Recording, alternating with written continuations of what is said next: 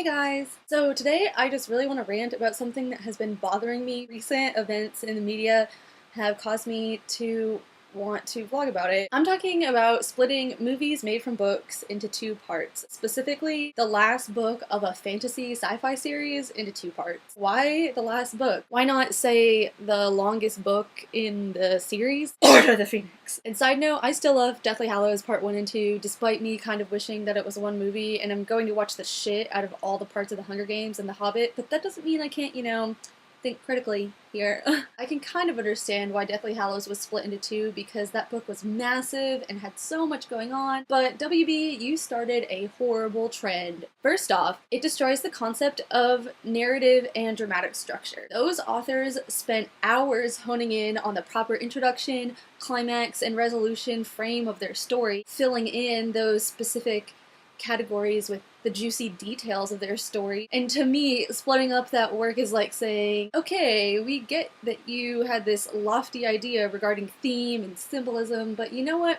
We have something better. Also, we want more money from your loyal fans who literally kiss the ground you walk on. The fact that Mockingjay is a trilogy means that each of the books represents an introduction, a climax, and a conclusion. We're introduced to the concept of the games, the climax of the Quarter Quell, and the resolution is that Katniss is a badass and there are no more Hunger Games. Spoiler alert. To me, to drag that last resolution part out is just unnecessary. And you know what? I'm just gonna say it. Maybe Harry Potter would have gotten more awards recognition if they had focused on a more tightly woven film narrative than dragging out the forest scenes and adding in a dance montage that wasn't even really remotely relevant in the first place. I'm all for non-canonical events in relation to the book if it advances the film's theme and plot. And this might just be the Ron and Hermione shipper in me, but to me that dance was totally unnecessary. Return of the King swept the Oscars back in 2003 not because it drew out the slower parts of the story, but because the most juicy bits were painstakingly adapted to one film, resulting in something epic. And people didn't care that it was long as fuck. And it even has an extended director's cut, which I proudly own. I'd much rather have a 4-hour director's cut of a really great movie as opposed to two theatrical releases of two mediocre movies trying to pose as one. I look at my extended Lord of the Rings box set with pride, thinking about the memory of staying up late watching the Oscars back in 2004 and actually screaming that Return of the King, a fantasy film, had won Best Feature. And I look at my Deathly Hallows Part 1 and Part 2 DVDs and think, well, at least we won a Teen Choice Award? No.